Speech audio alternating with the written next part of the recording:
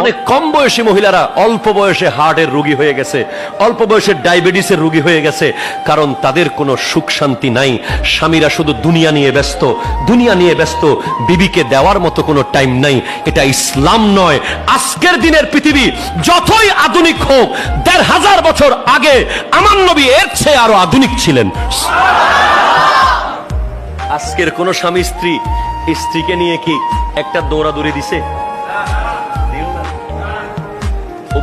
কি আবার না, কেন? অবশ্যই দেবেন।